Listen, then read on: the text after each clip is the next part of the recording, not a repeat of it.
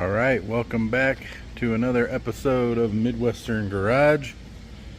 On today's episode, we are going over this 1952 GMC M211 Deuce and a half, or also known as a 2.5 ton 6-wheel drive troop carrier or equipment carrier. If you've been along for the ride on the channel, you know a few months back I had a M809 5-ton. This is obviously much older, different style. Just do a quick overview of kind of the quirky differences of this model. This is also very similar to the M135, which eventually lost the contract to the M35.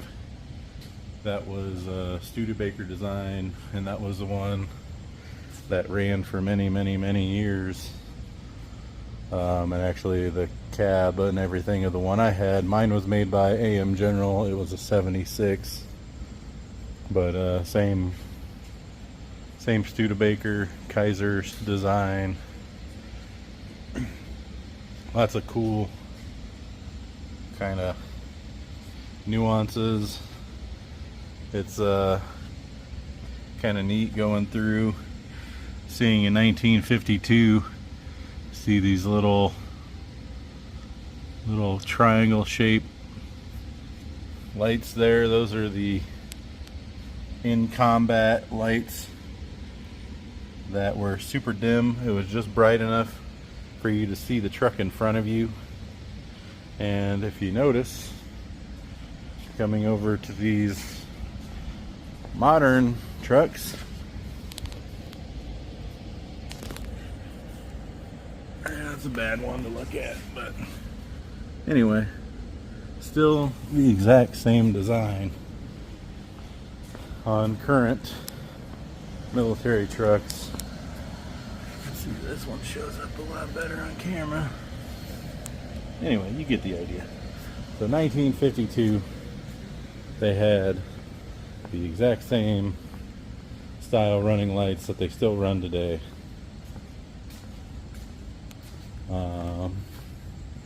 These early GMCs are kind of goofy, because instead of having the top load axles that continue on, these have two drive shafts. There's a pillow block on top that runs to the rear axle,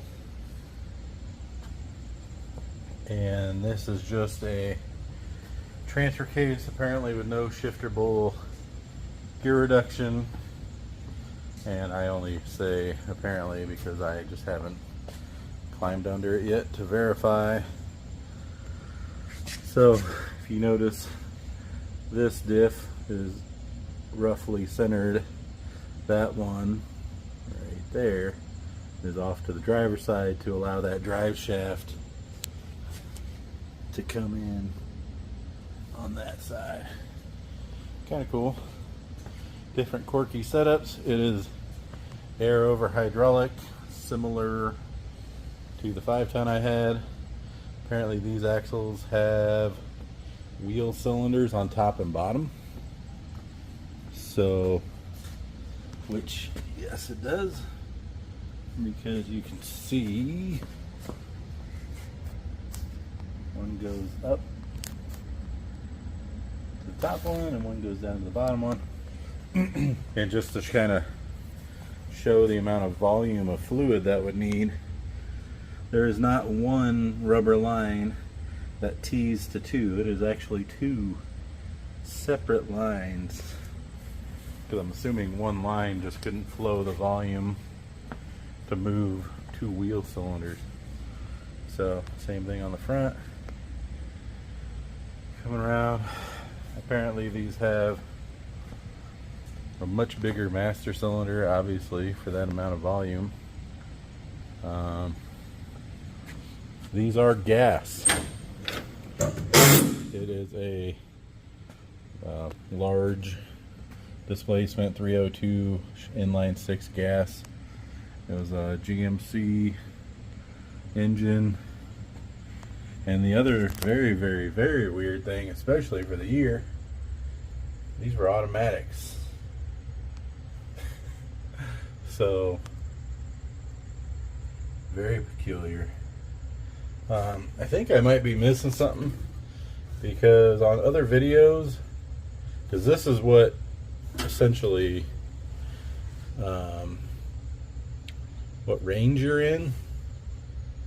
And then there's supposed to be a lever here where you can actually shift the gears. You'd still, it's an automatic, as in there's no clutch, but you would still have to move the lever to go through the gears. So essentially an automatic with a manual valve body. So yeah, kind of. And again, if I'm speaking incorrectly, I'm still kind of figuring these out. This is just stuff I've seen. Again, funny, this design is the exact same as the Humvees over there. The dash, very, very, very similar to the Humvees over there. It goes to show you how bumpy of a ride these have. There's a handlebar on the dash. There's actually a bar up here you would actually tuck your feet under to help you keep your butt in the seat, because these didn't have seat belts. Windshields either fold down or swing out at the bottom. Nothing special there. This was a U.S. Army truck, and then it was a Conway Fire Department. And then, so I don't know. I think this thing has had an extensive life, so I'm assuming it went from Army to U.S. Forestry Service, Iowa Conservation Commission, and then, so maybe it was a fire truck for the U.S. Forestry, and then later it became Conway, Iowa Fire Department. And then I was told the last thing it was in its lifespan was a plow truck for the same city of Conway. Again, I have no way of confirming any of that, but it does say Conway Fire on the other door. You can see it was U.S. Forestry. So this thing's kind of been all over the place. I think these are really good looking. I like the slant nose. I like that it's not crazy big. 5-ton was just massive. It was not convenient to really drive around. I'll put the camera down real quick. So you change the headlights. I'll put the camera down real quick and I'll pop the hood and show you what's going on under there. Alright, back in the engine bay. Again, GMC gas, straight 6. Big generator. These were 24 volt. Kind of a weird style carb hat. Again, I really haven't gone through this much. That's the air pump, radiator. Kind of a cool thing I haven't seen on any of the other Deuce and a halves. There's actually a cap inside the cab, and if you were going to ford through water, you would take the cap off in the cab and you'd put that in the place of that open hole, so it'd be drawing air from in the cab instead of in the engine bay. And then as long as there wasn't water visibly going into that hole in the dash, then you know you were good. And these are all plumbed up, all the vents and everything go to the air box. Everything's up high. That's the vent, I believe, for the fuel tank, but I need to double check. Anyway, kind of cool. Everything's watertight. Spark plugs. Let me see if I can get the light on. There we go. Very weird spark plug wires because they were watertight. The guy that I got this from said the motor was supposed to be free when he got it, but then when he tried messing with it, it was seized. So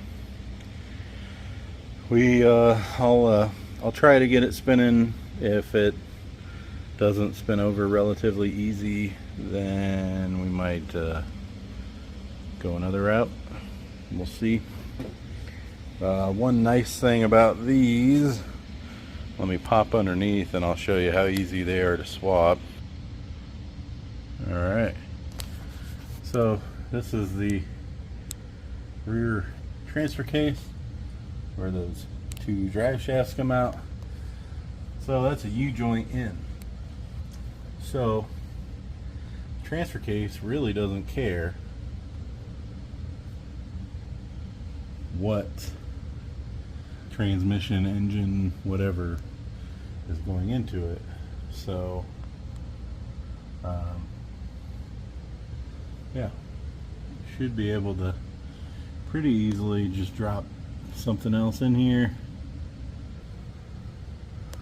Obviously the bell housing inspection cover was just sitting on the floor of it. Obviously there's some oil leaks, whether it's the rear main of the engine or the front seal of the tranny.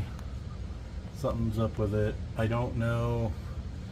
I know these are hydromatics. It's a very specific hydromatic to these trucks because it's a cast iron case. Hydromatic in a car would be an automatic case. They are 4-speed automatics. But again, there's gear reduction, so I don't know if this box at the rear of this is what gives you high-low range. So like that's the tranny that's covered in oil. Maybe this is the gear reduction and then this just splits. I don't know. I might have to just jack it up and then just spin the wheels around and see what does what, because obviously there's a lever on the transfer case.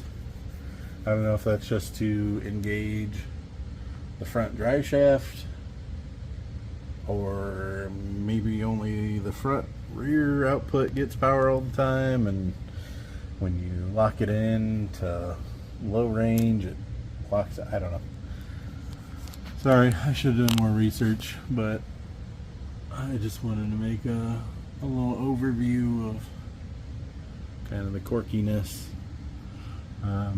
Next thing I'll probably do is degrease it and spray it down. I do want to measure from the front of the engine to here because I am kind of curious if that Cummins 12 valve and that Allison 545 would be a good fit in here or not. But that all comes down to gear reduction, because obviously I want this thing to be able to go 55-60 on the highway, and well, if the gear reduction's essentially on the transmission with this, then that might not work. Alright, well, hopefully you learned something kind of cool. I'll probably be making other videos going over what I end up doing with it. Obviously it needs a flat bed, some kind of bed on it. I'll see if I can get it running. If this motor rotates, it should run. Like I said, if not, that's an option. I've got a couple other engines, that's an option. I've got some manual transmissions, that's an option. So lots of different things. I don't want to spend a lot of time or money on it because this is just kind of something I found and it was cheap and had a title, so we'll see. Thanks for watching. We will see you on the next.